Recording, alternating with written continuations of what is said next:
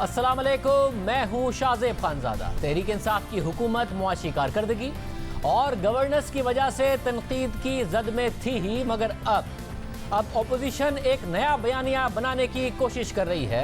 वही बयानिया जो तहरीक इंसाफ ने नून लीग और पीपल्स पार्टी के खिलाफ बनाया। अब तहरीक इंसाफ को खुद उसका सामना है, करप्शन का बयानिया।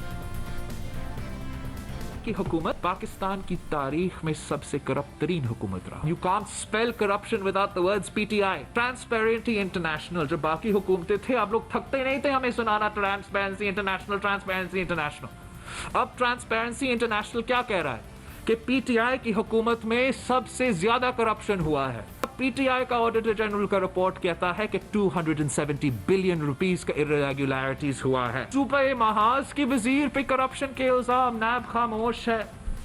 सबसे स्पेशल जो स्पेशल असिस्टेंट है ब्रिटिश सिटीजन है, पैनामा का केसेस है। नैब का पेस सर का पाव का ड्रामा आज तक स्पेशल असिस्टेंट्स तक भी नहीं पहुंच सकता है।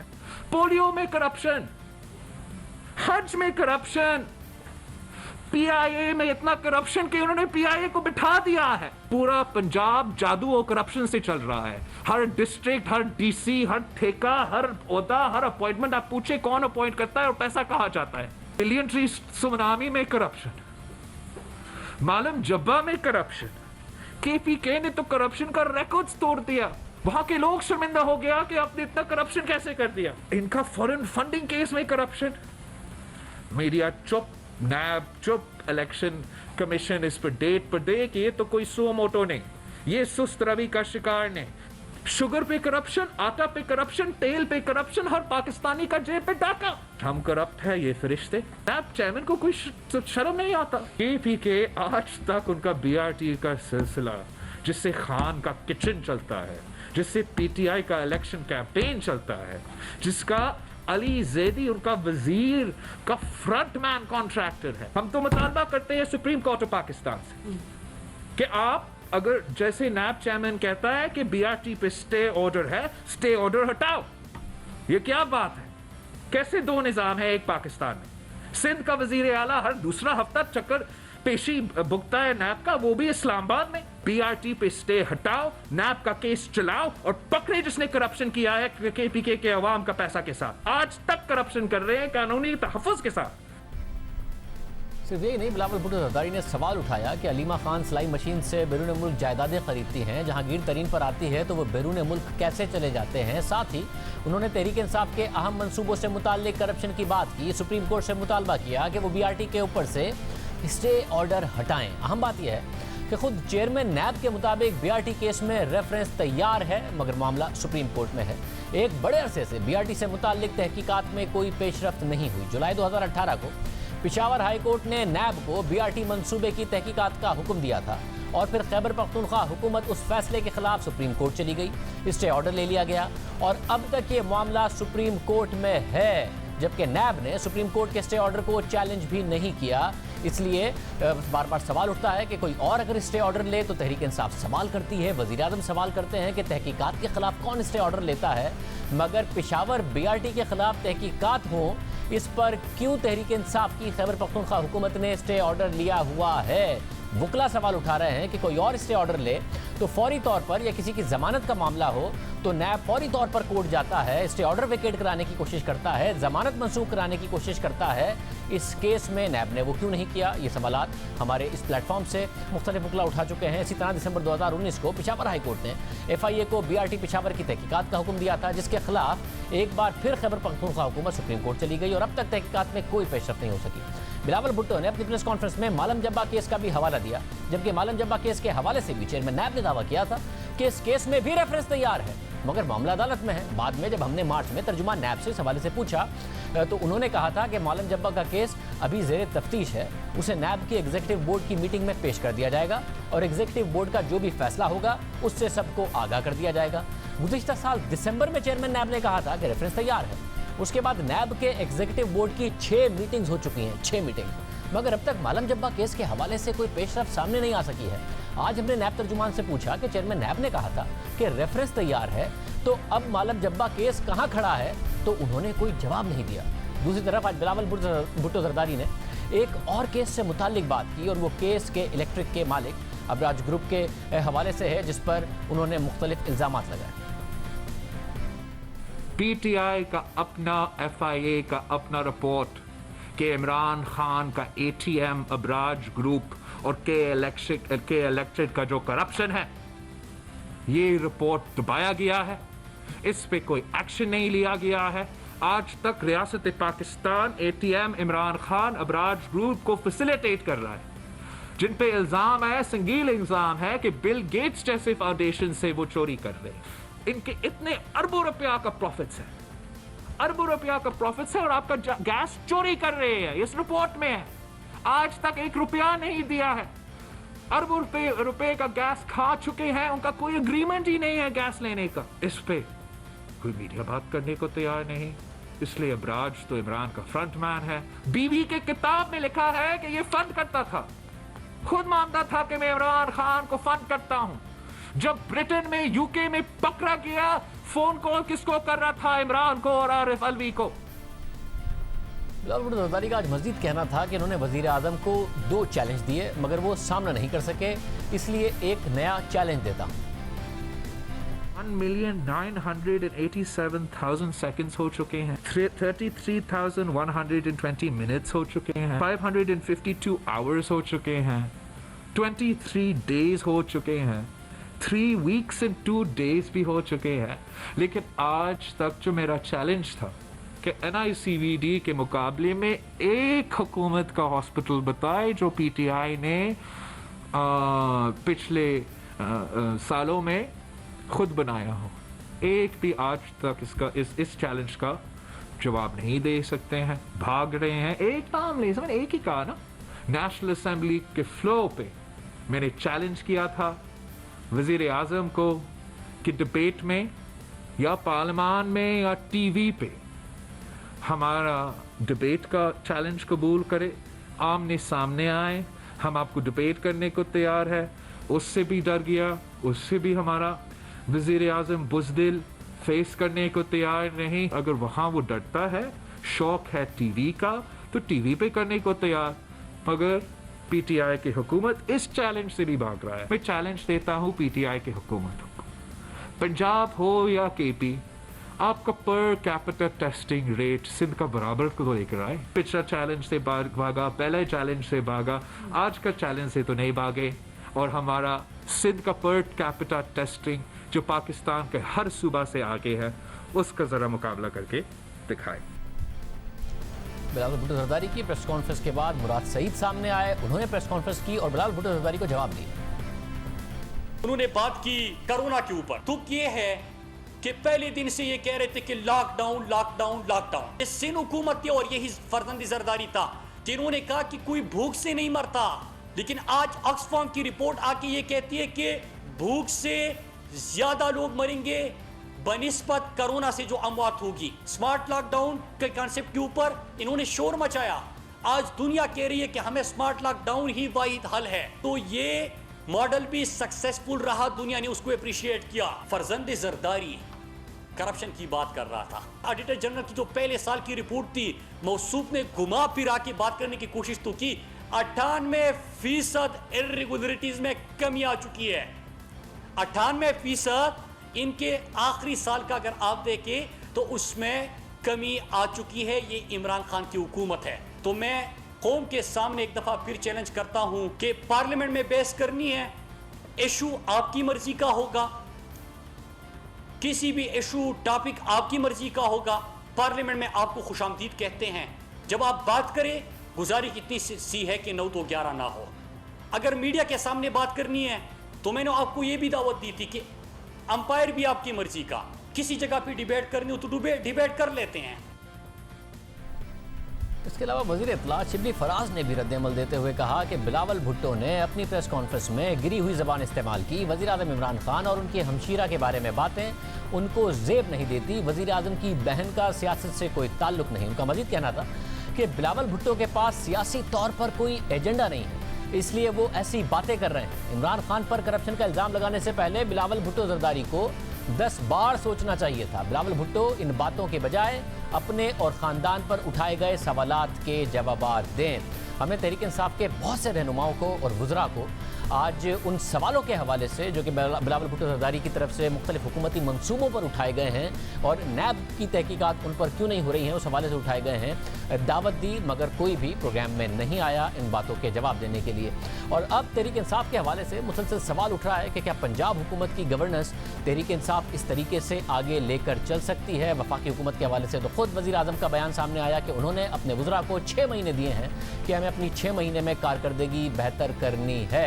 अब खासतौर पर पंजाब में गवर्नेंस मुसलसल तनकीद की जद में है। सिर्फ अपोजिशन ही नहीं, हुकूमत के इत्तेहादी और खुद हुकूमती अराकीन को भी वज़ीर आला पंजाब उस्मान बुज़दार से शिकायत है और मुसलसल तब्दीली की बातें होती रही हैं। अब सीनियर सहाफ़ी तज़कियाकार सुहेल वड़ाई साहब ने BBC के लिए एक कॉलम लिखा है।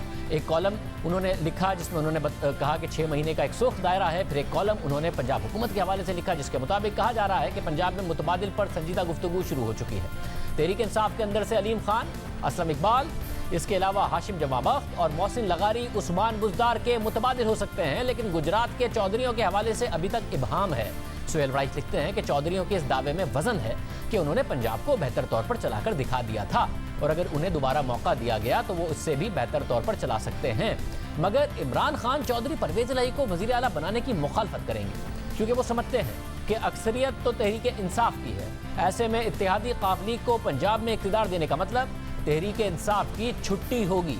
दूसरी तरफ गुजरात के चौधरी समझते हैं कि नून लीग की सियासत का मुकाबला उनके अलावा कोई नहीं कर सकता। सुहेल वड़ाई के मुताबिक गुजरात के चौधरियों और इमरान खान में इस हवाले से शदीद कशीदगी पैदा हो सकती है। पंजाब में तहरीक इंसाफ के अंदर से 4 मुतबादिल नामों का मामला उस वक्त सामने आया है जब पंजाब के मौजूदा वज़ीर आला की काबिलियत और अहलियत के हवाले से हुक्मरान पार्टी के ख्वाब मुकम्मल तौर पर बिखरते हुए नजर आए हैं। कॉलम के मुताबिक दूसरी तरफ वज़ीर आज़म से अलीम खान बार बार मुलाकातें कर रहे हैं और नैब मुकदमात के दौरान इमरान खान और उनके दरमियान पैदा होने वाले खला को तेज़ी से भर रहे हैं। अब मुतबादिल की बातें हो रही हैं, मगर माजी में जब भी उस्मान बुज़दार पर तनकीद हुई तो वज़ीर आज़म ने उनकी हिमायत की और वो बार बार कहते रहे कि उस्मान बुज़दार ही तहरीक इंसाफ के वज़ीर आला होंगे। वो उस्मान बुज़दार की कारकर्दगी पर इत्मीनान का इजहार करते रहे। सब तनकीद कर रहे थे, तहरीक इंसाफ के अंदर से भी तनकीद होती, मगर वज़ीर आज़म दिफा करते, प्रोटोकॉल नहीं लेते, सादा आदमी हैं, करप्ट नहीं हैं, ये सब कहकर वज़ीर आज़म इमरान खान उनका दिफा करते रहे। सवाल उठता रहा कि करप्ट नहीं हैं तो क्या कॉम्पिटेंट हैं और कॉम्पिटेंस के बगैर क्या चल सकता है सूबा, मगर वज़ीर आज़म उनका दिफा करते रहे। मगर अब मुतबादिल की बातें हो रही हैं। हम बात करेंगे सीनियर सहाफ़ी तज़कियाकार सुहेल वड़ाई साहब से। वड़ाई साहब बहुत शुक्रिया। वड़ाई साहब आपने कॉलम लिखा है। वड़ाई साहब ये जो ग्रुपिंग और कैंपेनिंग है पहले भी सब कर रहे थे। अलीम खान ज़ाहिर है वज़ीर आला बनना चाहते थे, दूसरे लोग वज़ीर आला बनना चाहते थे और चाहते हैं, मगर अगर कोई खड़ा था उस्मान बुज़दार साहब के साथ तो वज़ीर आज़म इमरान खान थे और वो कहते थे कि ये डिलीवर करेंगे, वसीम अकरम साबित होंगे। क्या फाइनली खुद वज़ीर आज़म को भी एहसास हो गया है कि उस्मान बुज़दार से पंजाब नहीं चल सकता और उन्हें बदलना पड़ेगा? जी, मेरा ये ख्याल है कि पहली दफ़ा खान साहब के कैंप में भी ये रियलाइजेशन है कि with this setup in Punjab वो उनके लिए कोई अच्छे मामलात नहीं रहेंगे। Now they want to deliver और ख़ुद उन्होंने 6 महीना क्या ये टारगेट सेट किया हुआ है कि इसमें हमने अपनी डायरेक्शन सेट करनी है, हमने डिलीवरी की तरफ जाना है। और वहाँ पे भी ये कैंप जो है ये मौजूद है कि इस सेटअप के साथ पंजाब में शायद वो डिलीवरी नहीं हो सकती। अच्छा, मगर उस्मान बुज़दार को बदलने के लिए अब इत्तेहादी भी इतनी आसानी से मान जाएंगे जितनी आसानी से उस्मान बुज़दार साहब लगे थे? कोई और भी वज़ीर आला लग जाएगा? खुद MPs अपने तहरीक इंसाफ के कुछ नाराज़ नहीं होंगे? जो इंडिपेंडेंट्स आए थे जिनसे वादे किए गए होंगे नहीं मिला होगा, ये आसानी से हो जाएगी, स्मूथ ट्रांजिशन हो जाएगी? जी, मेरा ख्याल है कि कोई इतना मुश्किल नहीं होगा, बशर्ते के सारे जो एक सफ़े पर हों, सारी जितनी फोर्सेस हैं, पॉलिटिकल फोर्सेस और स्टेट फोर्सेस, तो फिर मेरा ख्याल है कोई इतनी मुश्किल नहीं होगी। अगर डिफरेंट पेजेस पे हुए तो फिर यस यू आर राइट, फिर शायद ये तब्दीली मुमकिन ना हो। लेकिन मेरी इतला और मेरा तज्जिया दोनों ये है कि सब एक पेज पर होंगे जब पंजाब में तब्दीली आएगी। मतलब मगर सिर्फ पंजाब हुकूमत की कॉम्पिटेंस पर सवाल नहीं उठा है, वफाकी हुकूमत की कॉम्पिटेंस भी सवाल उठने लगा। वज़ीर आज़म ने खुद खबर आई और ज़ाहिर फवाद चौधरी साहब ने आपके सामने भी कहा कि 6 महीने का टाइम उन्होंने दिया है अपनी काबीना को कि 6 महीने बहुत ज़्यादा लाजमी है इसमें डिलीवर करना, यानी उनको खुद भी एहसास है। फिर आपने भी लिखा कि एक सुर्ख दायरा है 6 महीने का, फिर तर्जुमानों से काम नहीं चलेगा, तर्जुमान कितनी भी बातें कर लें।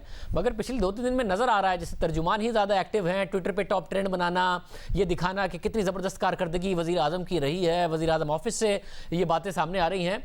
तो आपको लगता है कि अगले 6 महीने सिर्फ खुद वफाकी हुकूमत के लिए भी ये साबित करने के लिए बड़े लाजमी है कि भाई वज़ीर आज़म की काबीना भी कितनी कॉम्पिटेंट है, मसला सिर्फ उस्मान बुज़दार का नहीं है? मेरा ख्याल है कि ये तो मेरा कहना नहीं है, वज़ीर आज़म साहब ने खुद काबीना में, और जिसकी कई वज़ीरों ने तस्दीक की है टीवी पर, ये कहा है कि ये 6 महीने बड़े क्रूशल है इनके गिर्द।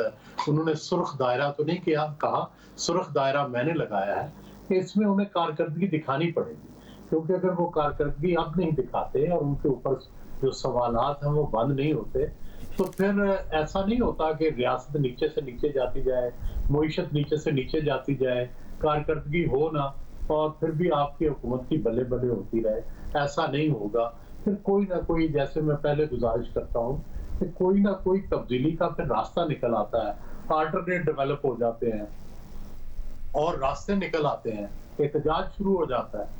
तो ये सारे रास्ते खुले हैं और अल्टरनेट भी जो ये कहा जाता है कि जी मेरा मुतबादल कौन होगा या -1 हो गया तो फिर भी वही पॉलिसियां चलेंगी, ऐसा नहीं हो सकता। जब भी दुनिया में कोई मियां नवाज शरीफ जब थे और उनके बाद शायद खाकान अब्बासी आए तो वो पॉलिसियां नहीं चली, और इसी तरह जब ज़फरुल्लाह जमाली गए और शौकत अजीज आए तो वो पॉलिसियां नहीं चली, हालांकि उन्हीं जमातों की हुकूमत रही।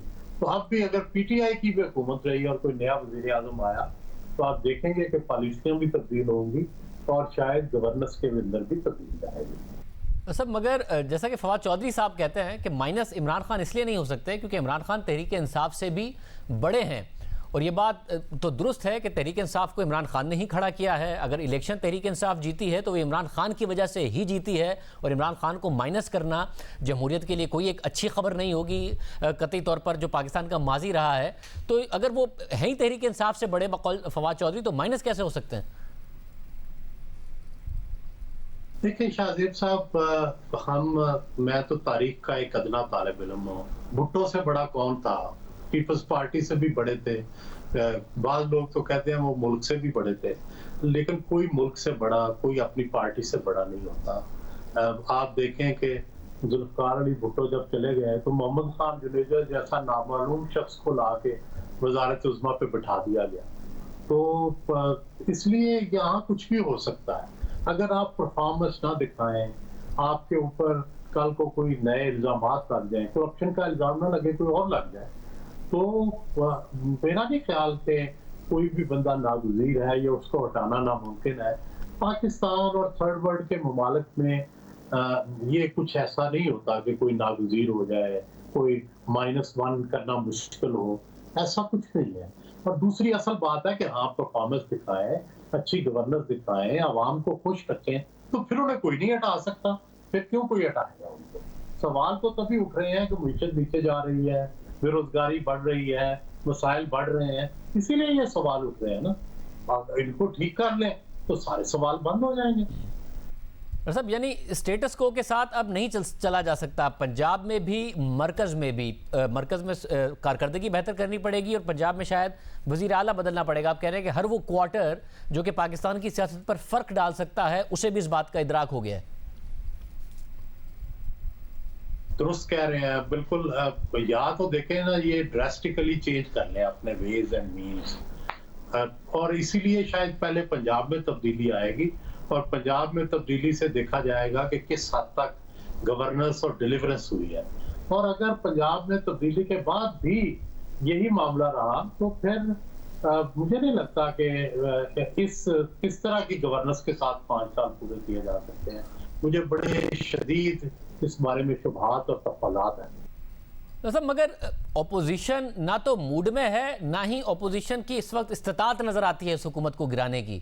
तो ये जो बात है कि जी अगर इस तरह चलते रहे तो नहीं चलेंगे, तो इनके अलावा होगा कौन और इनको गिराएगा कौन? अब नज़र आ रहा है कि नवाज शरीफ साहब बाहर गए हैं, वो ना वापस आ रहे हैं, ना उनकी कोई मेडिकल रिपोर्ट्स के हवाले से कोई अपडेट दे रहे हैं। मरियम नवाज साहिबा खामोश हैं। शहबाज शरीफ जितने लीडर ऑफ द ऑपोजिशन हो सकते हैं वो उतने ही हैं जितनी उनसे तवक्को की जा सकती है।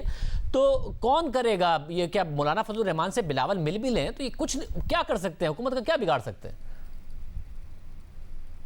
ये दुरुस्त है कि अभी अपोजिशन कोई ऐसी सूरत पे नजर नहीं आती कि हुकूमत को कारगर तरीके से हटा सके।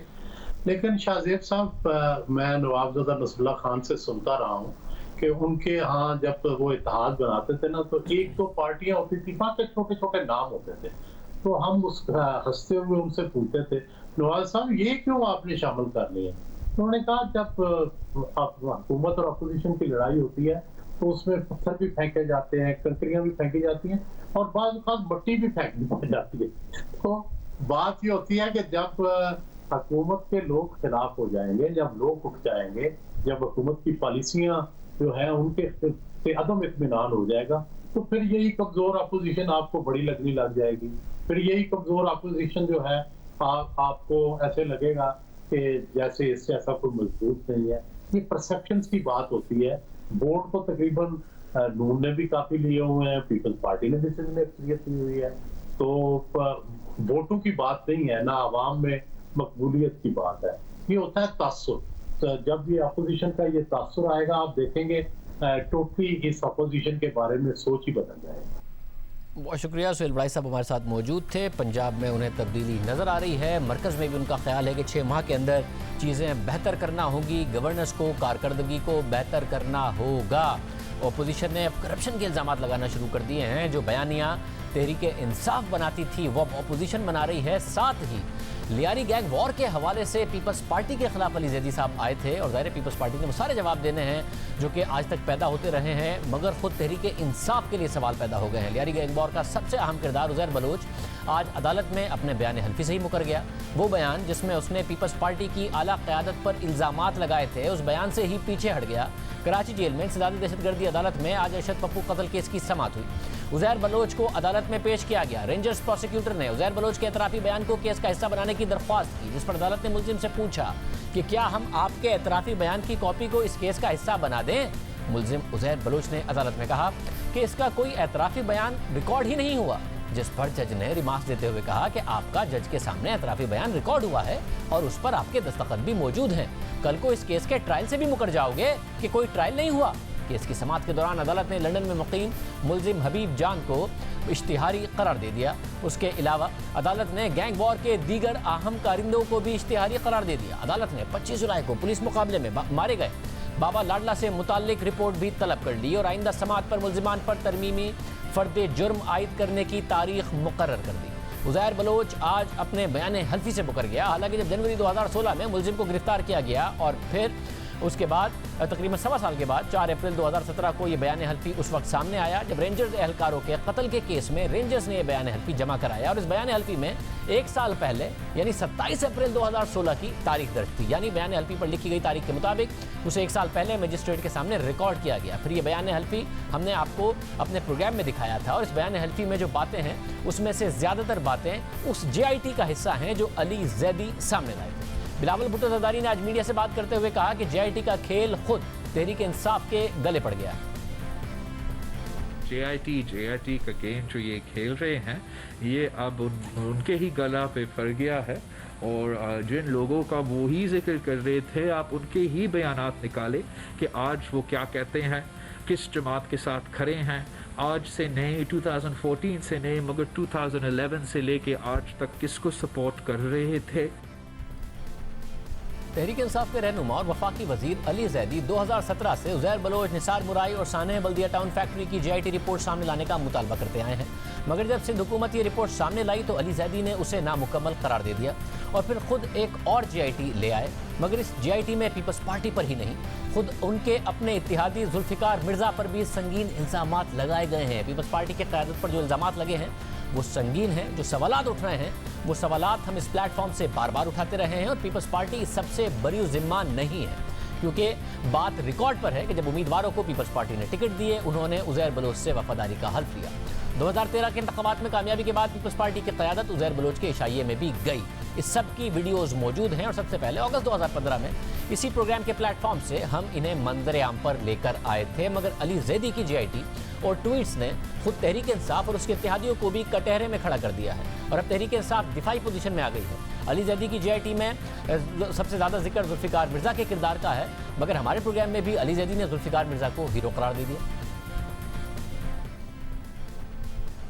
मेरी नज़र में तो जुल्फिकार मिर्जा बड़े हीरो हैं, क्योंकि at the top of his peak sir पे कुरान रख के सच बोल दिया उन्होंने। अली जैदी ने जुल्फिकार मिर्जा का दिफा किया, मर्द हुर कहा और कहा कि उन्होंने 2011 में हुकूमत छोड़ दी थी, मगर खुद साबिक वज़ीर दाखिला सेन जुल्फिकार मिर्जा ने 2015 में हुकूमत छोड़ने के 4 साल बाद हमारे प्रोग्राम में कहा कि लियारी में उन्होंने जो कुछ किया खुद किया, किसी के कहने पर नहीं किया। ये जो सब कुछ हुआ उस जमाने में, जाहिर है उज़ैर बलोच ग्रुप का बहुत ज्यादा स्ट्रांग हो जाना, उसके बाद बड़ा इक्वल किस्म का कंपटीशन देना दूसरी सियासी जमातों को कराची में, ये सब अगर आप कर रहे थे तो किसी के कहने पर कर रहे थे पार्टी की आदत में, या खुद कर रहे थे जुल्फिकार मिर्जा साहब? मैं खुद कर रहा था, मैं किसी के कहने पे नहीं कर रहा था। इतनी गैरत और इज्जत और मेरे में जो है हिम्मत थी, जो कराची में हो रहा था इतने साल से बोरीबंद लाशें, वो तो किसी ने नहीं रुकवाई। मैं बोल चुका था, आपको याद होगा मेरी तकरीर जो मैंने चैम्बर में की थी, मैंने कहा डरो उस दिन से जिस दिन टिट फॉर टैट होगा। याद है आपको? टिट फॉर टैट करना चाहिए एक इंटीरियर मिनिस्टर को, वजीर दाखिला को, या फिर मुजरिमों को पकड़ना चाहिए? सर आपने टिट फॉर टैट किया, उसके बाद दोनों तरफ से ज्यादा ही बंदे मारे गए ना, फायदा क्या हुआ मिर्जा साहब? देखें, जब गवर्नमेंट इनएफिशिएंट हो, करप्ट हो, तो लोगों को हम छोड़ देंगे? मारे बदमाश मार दे, क्रिमिनल मार दे, मर्डरर्स मार दे उनको। सर पकड़ते हैं ना पुलिस के जरिए मिर्जा साहब, किसी दूसरे ग्रुप को असला देके और ज्यादा हालात खराब करना तो नहीं था ना सर? पकड़ते कोई चल के अगर मेरे घर आएगा, मेरी इज्जत आबरू लूटने के लिए, मेरी जान लेने के लिए, मैं आई विल नॉट केयर। मैं एक बंदा नहीं, मैं 100 बंदे मारने के लिए तैयार हूं और मैं मारूंगा। सिर्फ यही नहीं, जो जीआईटी अली जैदी सामने लाए थे उसमें लिखा था कि 2012 में एनक्यूएम समेत तहरीक इंसाफ और नून लीग ने उज़ैर बलोच को पार्टी में शमूलियत इख्तियार करने की पेशकश की। ये बात हमने वफाकी वजीर अली जैदी से अपने प्रोग्राम में पूछी तो उन्होंने कहा कि ये बात उन्हें भी जीआईटी ही से पता चली। आपकी जीआईटी सफ़र नंबर 16 पर कहती है कि 2012 में जब जुल्फिकार मिर्जा छोड़ गए थे उसके बाद पीपल्स पार्टी से ताल्लुकात ख़राब हो गए, तो एमक्यूएम ने, तहरीक इंसाफ ने और नून लीग ने सब ने हमसे कांटेक्ट किए कि हमारी पार्टी ज्वाइन कर लो, मगर आसिफ जरदारी और फरियाल तालपुर ने मैसेजेस भेजे यूसुफ बलोच के जरिए कि पीपल्स पार्टी मत छोड़ना, और फिर 500 वैकेंसीज ग्रेड 1 से ग्रेड 14 तक की सिंध गवर्नमेंट में लियारी के लोगों के लिए दी गई। तो मतलब उज़ैर बलोच को तहरीक इंसाफ भी अप्रोच कर रही थी कि पार्टी ज्वाइन कर लो? आप तो कराची में थे, आपको पता होगा किसने किया अप्रोच? मैंने ये पहली दफा जीआईटी में ही पढ़ा था। तो अब बताएं, अगर ये जीआईटी दुरुस्त है, एक एक बात अगर इसकी दुरुस्त है, तो आपकी पार्टी ने क्यों अप्रोच किया तो उज़ैर बलोच को ज्वाइन करने के लिए? नहीं तो पूछे ना सुप्रीम कोर्ट में बुला के उज़ैर बलोच को। अपनी पार्टी से तो आप पूछ लें, जुल्फिकार मिर्जा से नहीं पूछ सकते, अपनी पार्टी से तो पूछ लें। हुकूमत में था ना, मैं सिंध हुकूमत में हूँ। आप मुझे ऐसे आप कर रहे हैं कि मैंने कोई बड़ा गुनाह कर दिया है सच बोल के। फिर उसके बाद अली जैदी ने 10 जुलाई यानी जुमे को एक ट्वीट किया कि कल सुबह एक धमाका खेज वीडियो ट्वीट करूंगा, एक बार फिर से आसिफ जरदारी और उनके मुजरिमों के गिरोह बेनकाब होंगे। उसके बाद अगले दिन उन्होंने पीपल्स पार्टी के साबिक रहनुमा हबीब जान के एक इंटरव्यू का क्लिप अपलोड किया, जिसमें उन्होंने पीपल्स पार्टी की क़यादत पर इल्ज़ामात लगाए थे। अली जैदी ने जिस हबीब जान का क्लिप अपलोड किया, उस हबीब जान ने अली जैदी और तहरीक इंसाफ पर इल्ज़ामात लगा दिए और कहा कि अमन कमेटी ने तहरीक इंसाफ के जलसे में अपने कारकुनों को भेजा और इमरान खान ने जुल्फिकार मिर्जा से बात भी की। इमरान खान कराची एयरपोर्ट से बाहर नहीं आ सकते थे, कराची में ये जलसा नहीं कर सकते थे। फैसल वाडा से मैं पूछना चाहूँगा कि क्लिफ्टन का पहला जलसा आपने कैसे किया था, बताया ना लोगों को। अली जैदी से भी मैं पूछना चाहूँगा, तो लियारी और मलिक पीटीआई की बैकबोन था, वो तो बाद के इलेक्शन में एस्टेब्लिशमेंट ने सपोर्ट करके एमएनए एमपी बनाया, हमने एमएनए तो नहीं बनाए, लेकिन ये कि हमने उनको पहला ऑक्सीजन सिलेंडर दिया था लियारी की सूरत में। राबिया ज़िया यूके की प्रेसिडेंट बोले खान साहब जुल्फ़िकार मिर्ज़ा से बात करना चाह रहे हैं। जुल्फ़िकार मिर्ज़ा से बात हुई, तय हुआ कि हम सपोर्ट करेंगे। इनके पहले जलसे में उज़ैर जान बलोच ने 40 या 25 सुजुकियाँ भेजी हैं, तो हमने फिर सपोर्ट की। यहाँ तक कि हमने तो लाड़काना के जलसे में भी लोग भेजे। नईमुल हक उस ज़माने में सिंध को लीड करते थे। नईमुल हक मरहूम हमारा ब्रिज थे राब्ते का, और बातें बहुत आगे तक चली गई थी। मैं तो पीटीआई का बंदा था और अब भी समझे हूँ। हमने तो इमरान को सपोर्ट की थी कि जनाब करप्शन के एजेंडे पे हम आपके साथ हैं। हबीब जान ने तहरीक इंसाफ पर भी संगीन इल्जामात लगा दिए। हमने आज अली जैदी को इस पर बात करने के लिए प्रोग्राम में दावत दी, वो नहीं आए। मगर गुज़िश्ता रोज़ गवर्नर सिंध इमरान इस्माइल ने जी न्यूज़ के प्रोग्राम नया पाकिस्तान में इन इल्जामात का उन्हें दिफा करना पड़ा और कहा कि तहरीक इंसाफ ने कभी दहशतगर्दों से मदद नहीं मांगी। ना हबीब से मेरी कभी मुलाकात हुई, ना फ़ोन पे बात हुई, ना उज़ैर बलोच से मैं कभी बिलमुशाफा मिला, ना मेरी कोई इससे मुलाकात हुई। हमने कभी ज़िंदगी में किसी टेररिस्ट से, किसी गुंडे से, किसी ऐसे शख्स से जिसके ऊपर इल्ज़ाम लगाओ जिसके ऊपर टेररिज्म का, टेररिस्ट को छोड़ें, जिसके ऊपर इल्ज़ाम भी लगाओ टेररिज्म का, उससे कभी मदद हासिल नहीं की। Don't you know Imran Khan? आपका ख्याल है कि इमरान खान ने टास्क दिया होगा कि जाके उज़ैर बलोच से मदद ले लो कराची के लिए? यार कमाल हो गया शहजाद। मतलब मैं तो हैरान हूँ इस चीज़ के ऊपर कि इनकी इस बात के ऊपर हम आज प्रोग्राम भी कर रहे हैं एक बैठ के। तो इस चीज़ पे हैरानी है कि तहरीक इंसाफ के ऊपर आप कुछ भी इल्ज़ाम लगा लें, लेकिन आप टेररिज्म या टेररिस्ट सपोर्ट का इल्ज़ाम नहीं लगा सकते। हमारी स्ट्रगल ही सारी ये रही है। अब हबीब जान ने इमरान इस्माइल साहब पर तो कोई ज़्यादा इल्ज़ाम नहीं लगाया, मगर तहरीक इंसाफ के हवाले से, इमरान खान के हवाले से उन्होंने इल्ज़ामात लगाया। उन्होंने ये भी कहा कि फ़ोन पे बात जुल्फ़िकार मिर्ज़ा से लंदन में किस तरीके से कराई गई, और ख़ुद अली जैदी की रिलीज़ की गई JIT जिसे वो सच मानकर पीपल्स पार्टी की क़यादत के ख़िलाफ़ पेश करते रहे, ये इल्ज़ाम लगा रही है कि तहरीक इंसाफ ने भी रब्ता किया उज़ैर बलोच से, नून लीग और MQM के साथ साथ। ख़ुद हबीब जान की वीडियो को उन्होंने धमाका खेज सबूत कहकर पेश किया अली जैदी ने कि आसिफ जरदारी और साथियों को बेनकाब कर देगी ये वीडियो। अब हबीब जान उस ट्वीट के बाद तहरीक इंसाफ पर इल्ज़ामात लगा रहे हैं। वही हबीब जान 2014 में जब तहरीक इंसाफ ने इस्लामाबाद में धरना दिया हुआ था, क्योंकि गवर्नर साहब कह रहे थे कि कभी भी ये नहीं हो सकता कि इमरान खान साहब या तहरीक इंसाफ मदद मांगे, तो जब 2014 में धरना हुआ, PTV पर हमला हुआ, उस वक्त डॉक्टर आरिफ अलवी और इमरान खान की एक ऑडियो लीक हुई थी जिसमें MQM से मदद लेने की बात की गई थी। वही MQM जिसके सरबराह अल्ताफ हुसैन थे, और 2013 के इंतखाबात में धांधली का इल्ज़ाम तहरीक इंसाफ ने MQM पर लगाया था। 3 तलवार पर धरना दिया था। अल्ताफ हुसैन ने उस पर तहरीक इंसाफ को धमकियाँ दी थी, और उस पर तहरीक इंसाफ को जो धमकियाँ दी गई, तहरीक इंसाफ ने लंदन में शिकायत की थी। मगर 1 साल बाद नवाज शरीफ पर धांधली का इल्ज़ाम लगाकर उसी MQM से मदद मांगी गई थी।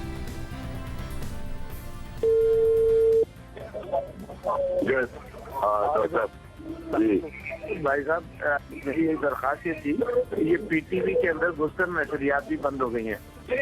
तो अच्छा ठीक है। Because you see, now it's all a question of forcing Nawaz to resign. You want to show that the whole thing is gone, because otherwise ये resign नहीं करेगा। ये कल डाल रहे हैं उसके ऊपर वो जो joint session पे है। हाँ, मैं कह रहा हूँ उससे पहले रिजाइन करें। अच्छा, रात को अपने सारा अपनी प्रेस रिलीज भी ड्राफ्ट कर ली थी कि MQM वाले जब फोन करेंगे अल्ताफ, हम इंतजार करते रहे, 2:30-3 बजे तक फोन आया नहीं। मगर बात तय हो गई थी कि प्रेस रिलीज भी ड्राफ्ट कर ली थी और हमने कहना क्या और उधर से क्या आना था। फारूक सरकार से भी काफी तफसील अभी ट्राई कर लें, क्योंकि आज भी आपका You have to put maximum pressure today for a result tomorrow. Yes, तो बात है देर ऑन। ठीक है, करता हूँ। फिर बाद में जब डॉक्टर आरिफ अलवी साहब सदर बन गए तो वसीम बदामी को दिए गए इंटरव्यू में उन्होंने कहा कि उनकी पूरी बात नशर नहीं की गई, उनसे PTV हमले के हवाले से सवाल किया गया। सारे के सारे मामला अब सामने आ रहे हैं। अली जैदी साहब को हमने बार बार दावत दी, वो तो नहीं आए। मजहर अब्बास साहब सीनियर साथी और तजियाकार जो कराची के मामला को बहुत करीब से जानते हैं, हमारे साथ मौजूद हैं। मजहर अब्बास साहब बहुत शुक्रिया। मजहर अब्बास साहब, पीपल्स पार्टी इनकार नहीं कर सकती 2011 तक जो कुछ जुल्फ़िकार मिर्ज़ा ने किया, मिर्ज़ा साहब खुद तो कह रहे हैं कि मैंने खुद किया, मगर जो कुछ हालात वाक़यात हो रहे थे वो आपने भी देखे, उसके बाद हल्फ लेना और ये सारे के सारे मामला और जाना 2013 के इलेक्शन जीतने के बाद। मगर ये एग्जैक्टली क्या होता है? जुल्फ़िकार मिर्ज़ा छोड़ते हैं, नाराज़ होते हैं, तो उज़ैर बलोच भी नाराज़ हो जाता है, फिर सारी पार्टियां तहरीक इंसाफ से में जाती हैं, नून लीग और MQM के जी उज़ैर बलोच, ये क्या हो रहा था उस वक्त? जब जुल्फ़िकार मिर्ज़ा अलग हुए तो जाहिर है उज़ैर बलोच अपने आप को इनसिक्योर फील करने लगे, क्योंकि ऑपरेशन का इम्कान था। और आपको याद है कि उसी दौरान कराची बदअमनी case Iftikhar Chaudhry suo motu ले चुके थे, और ये जो भी ऑपरेशन हुआ उसकी डायरेक्टिव इफ्तिखार चौधरी ने दी थी कि लियारी और पूरे कराची में क्रिमिनल्स के खिलाफ ऑपरेशन किया जाए, और बाकायदा उन्होंने सिंध गवर्नमेंट को बड़ी स्पेसिफिक डायरेक्शन दी थी, क्योंकि उसी दौरान ये रिपोर्ट सबमिट हुई इंटेलिजेंस एजेंसीज की, जिसमें उन्होंने पीपल्स आर्म्ड कमेटी को पीपल्स पार्टी का मिलिटेंट विंग कहा, तंजीमी कमेटी को MQM का मिलिटेंट विंग कहा, इसी तरह ANP, जमात इस्लामी, सबके नाम आए थे। जमात इस्लामी ने इसको बाद में चैलेंज किया था इस चीज़ को, तो वो डायरेक्शन अपनी जगह मौजूद थी। और उसके बाद कराची बदअमनी अमल दरामद केस हुआ, तो उस वक्त तक उज़ैर बलोच जो है वो उन्हें अंदाज़ा हो गया था कि जुल्फ़िकार मिर्ज़ा और जरदारी साहब के वो ताल्लुकात ख़त्म हो गए हैं। जुल्फ़िकार मिर्ज़ा ने पार्टी भी छोड़ दी है, तो उज़ैर के पास कोई चॉइस नहीं थी सिवाय इसके कि वो जो है उस वक्त वहाँ जरदारी साहब की मुखालफत करते। फिर ये जो इस वक्त अली जैदी साहब या हबीब जान बात कर रहे हैं PTI के हवाले से, 2013 के इलेक्शन के बाद PTI ने कराची में पॉलिटिक्स को तेज़ किया था। लियारी के इख्तलाफात का उन्हें पीपल्स पार्टी के डिवीज़न का अंदाज़ा था। उन्होंने इन रोड करने की कोशिश की। शकूर शाद पीपल्स पार्टी के जो बाद में PTI को ज्वाइन किया और उनके MNA भी बने, शकूर शाद भी वहाँ से MNA बनना चाहते थे, और शकूर शाद और उनके सपोर्टर्स ने ये पोजीशन ली थी कि जी लियारी में किसी को भी टिकट दिया जाए, लेकिन उस शख्स को टिकट दिया जाए जो लियारी में रहता है। यानी उनकी मुखालफत नबील गबोल से थी कि वो MNA बनते हैं लेकिन लियारी में नहीं रहते। तो ये पीपल्स पार्टी के डिफरेंसेस थे।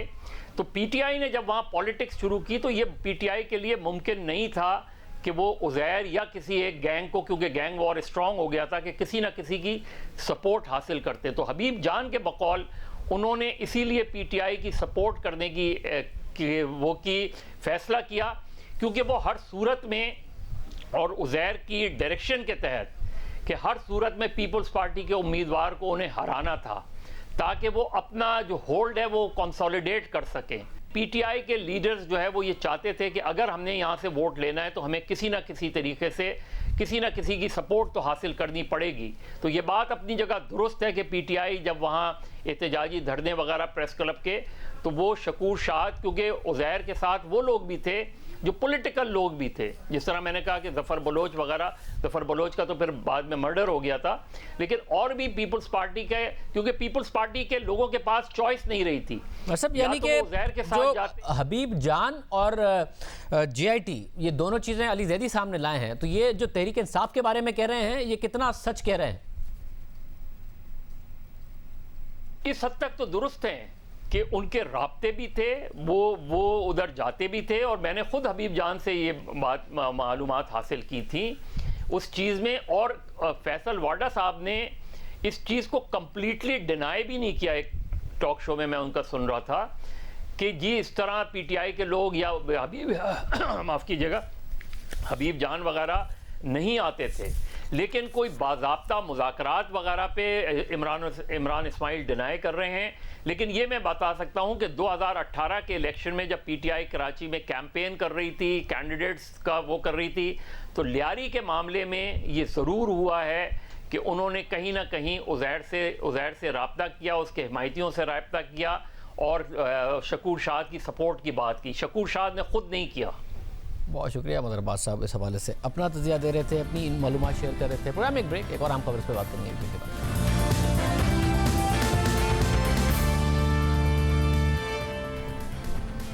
वज़ीर आज़म ने शुगर माफिया को वार्निंग दी और हुकूमत को अपने हुकूमत ही के जारी करदा शुमार के मुताबिक चीनी की कीमत एक हफ्ते में 2 रुपये और बढ़ गई है। 52 दिन हो गए शुगर कमीशन रिपोर्ट आए, मगर अभी तक चीनी की कीमतों में कमी नहीं आई, बल्कि उल्टा इजाफा हो रहा है। खुद हुकूमत के जारी करदा एदादो शुमार के मुताबिक गुज़िश्ता हफ्ते चीनी में मजीद 2 रुपये का इजाफा हो गया है। पाकिस्तान ब्यूरो ऑफ स्टैटिस्टिक्स की रिपोर्ट के मुताबिक पाकिस्तान में पिछले हफ्ते यानी 2 जुलाई से 9 जुलाई तक चीनी की कीमत में 2.65% यानी 2 रुपये फी किलो का इजाफा हुआ। अब होलसेल में चीनी की कीमत 80 रुपये की सतह से भी ऊपर चली गई है। रिटेल में 85 से 90 रुपये से भी ऊपर बिक रही है।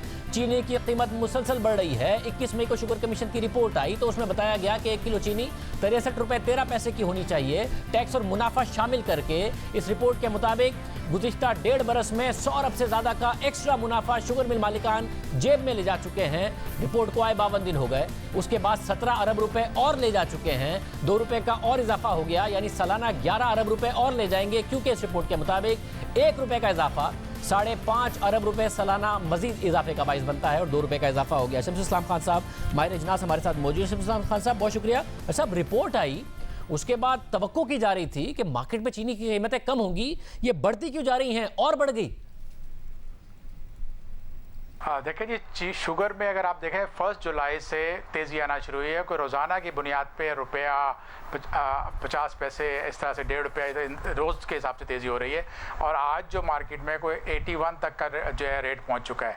असल में प्रॉब्लम यह है कि जब से हमारी रिपोर्ट आई है उसके ऊपर एक्शन नहीं हुआ। पूरी रिपोर्ट के अंदर हर डायनामिक्स को खोला गया, हर चीज़ को बता दिया। हुकूमत को सारी चीज़ें पता है कि कहाँ गड़बड़ हो रही है, लेकिन समझ में नहीं आ रहा और ना ही मार्केट में नज़र आ रहा है कि कोई गवर्नमेंट कोई एक्शन ले रही हो जिसकी वजह से चीनी की कीमतें कम हो। वैसे अगर रिपोर्ट आ गई, वज़ीर आज़म बार-बार क्रेडिट लेते हैं, बार-बार कहते हैं कि मैं छोड़ूंगा नहीं माफियाओं को, तो ये डर क्यों नहीं है? वज़ीर आज़म के बयानात को भी क्यों नहीं संजीदा लिया जा रहा नीचे, और क्या वजह है? देखिए जी, माजी में जब भी प्राइस हाइक हुई और उसके बाद में मीडिया में भी सारा हाईलाइट होता था तो एक्शन होता था नेक्स्ट डे से। इस दफ़ा हमने देखा कि कमीशन बना, इन्वेस्टिगेशन हुई, रिपोर्ट बनी, लेकिन एक्शन अभी तक नहीं हुआ। अगर आप फरवरी में देखें तो उस वक्त 78 की एक्स मिल प्राइस थी जब ये आपने शुगर का कमीशन इसके बना था, और आज मार्केट जो है शुगर की 80 रुपीज़ एक्स मिल हो गया है। तो अभी तक एक्शन नहीं हुआ और उनको जो कार्टर्स हैं उनको यही है कि हमारे ऊपर कोई एक्शन नहीं होगा और ये सब रिपोर्ट मार्केट में बात होती रहेगी और हम जो अपना अमल जारी रखें। अब आपने देखा है कि एक तरफ तो आपको शुगर पेरेंट्स जो है वो प्राइम मिनिस्टर साहब से मिलने की कोशिश कर रहे हैं और दूसरी तरफ रोजाना की बुनियाद पे प्राइस बढ़ा रहे हैं। तो ऐसा कब होता है कि मैं आपसे मिलना चाहूँ और आपके खिलाफ मैं काम करता रहूँ और मार्केट में प्राइस बढ़ाता रहूँ? तो प्राइम मिनिस्टर साहब को अब ये सोचना पड़ेगा कि एक्शन लें, क्योंकि इससे मार्केट में अब उनकी जो क्रेडिबिलिटी है उनकी साख के ऊपर असर पड़ रहा है। बहुत शुक्रिया। अवाम भुगतते नजर आ रहे हैं, कीमतें बढ़ रही हैं। प्रोग्राम के आखिर में जिक्र हो जाए कि जब भी मजहब को सियासत के लिए इस्तेमाल किया गया, खतरनाक नताइज सामने आए। अवामी नुमाइंदों की जिंदगियां खतरे में पड़ गईं, उन पर हमले हुए, उन्हें निशाना बनाया गया। कुछ लोगों को आर्जी तौर पर सियासी फ़ायदा तो हुआ, मगर मुल्क और मुआशरे का नुकसान हो गया। इसके बावजूद भी सियासत के लिए मजहब का इस्तेमाल हो रहा है। अब भी मजहब को हथियार के तौर पर इस्तेमाल किया जा रहा है ताकि अपने सियासी मुखालिफ को नुकसान पहुँचाया जा सके। कुछ दिन पहले ख्वाजा आसिफ ने असेंबली में एक तकरीर की, बयान दिया और फिर इस बयान की वजाहत भी की कि पाकिस्तान के आइन के मुताबिक तमाम मज़ाहिब बराबर हैं। उन्होंने ट्विटर पर वजाहती पैगाम भी दिया कि मेरी तकरीर को नामुनासिब मतलब पहनाए जा रहे हैं। मैंने आइन के तहत शहरियों को यकसा बुनियादी हुकूक की बात की। वजाहत तकरीर के फौरन बात कर दी थी। मैंने हकूक के बराबरी की जो बात की है वो पाकिस्तान के आइन में दर्ज है। वो एक आइनी बात है जिसका हमने हल्फ लिया हुआ है और आइन के तहत जो है तमाम पाकिस्तानी जो है ना उनके हकूक जो है, आइनी हकूक जो है वो बराबर है। इसमें मेरा अपना ख्याल है कि मज़हब को मैंने कोई इसमें ड्रैग करने की कोशिश नहीं की। ये इशू है बेसिकली बुनियादी हकूक जो आइन ने पाकिस्तानी शहरी को, फंडामेंटल राइट्स का, जिसको मैंने रेज किया है। और फंडामेंटल राइट्स जो है वो तमाम शहरियों के irrespective of their colour, creed और रिलीजन जो है वो गारंटीड है। और ये हलफ जो है सब ने, जितने भी यहाँ 342 जो मेरे साथी जो बोल रहे हैं वहां से, इन्होंने भी यही हलफ उठाया हुआ है जो मैंने उठाया हुआ है, जिसकी मैंने बात की है। ख्वाजा आसिफ ने वजाहत कर दी, असेंबली के फ्लोर पर कर दी, सोशल मीडिया पर आकर कर दी, मगर उसके बावजूद भी मजहब की आड़ में सियासत की कोशिश की जा रही है। ख्वाजा आसिफ के खिलाफ तहरीक इंसाफ के नारोवाल के मकामी रहनुमा कमर रियाज ने थाने में शिकायत दर्ज कराई और तौहीन मजहब का इल्ज़ाम लगा दिया। मजहब पर सियासत की कोशिश की गई, मगर इस मामले में तहरीक इंसाफ बतौर जमात खामोश है। अलबत्ता वफाकी वजीर फवाद चौधरी ने ख्वाजा आसिफ की हिमायत की और ट्विटर पर लिखा कि सियासी इख्तलाफात अपनी जगह। ख्वाजा आसिफ ने कहा कि पाकिस्तान के आइन में तमाम मज़ाहिब को बराबरी की आज़ादियाँ हैं, उनकी ये बात बिल्कुल दुरुस्त है। इसको लेकर ख्वाजा आसिफ के खिलाफ फतवेबाजी करने वाले मोदी और भारतीय शिद्दत पसंदों की सोच के हामिल लोग हैं। ऐसी सोच को यकसर मुस्तरद करने की ज़रूरत है। फवाद चौधरी ने नफरत की सियासत की मुखालफत की, दो टोक अल्फाज में की, मगर इसके अलावा तहरीक इंसाफ के दीगर रहनुमा, सीनियर रहनुमा खामोश हैं। वजीर आजम ने खुद ने क्या अपने रहनुमा के हवाले से एक्शन लिया? खामोशी है। हालांकि माजी में जब सियासत में मजहब का इस्तेमाल हुआ तो अरकान असेंबली पर हमले हुए, उनकी जान खतरे में आ गई, मगर सबक नहीं सीखा गया। गोलियां तक चली, जानें तक चली गई, सियासी फ़ायदा हासिल करने के लिए मुल्क को नुकसान पहुँचाया गया, मुआशरे को पीछे धकेला गया, सियासत को पीछे धकेला गया, मगर सबक नहीं सीखा गया। एक दफ़ा फिर वही काम हो रहा है। इजाज़त दीजिए, अल्लाह।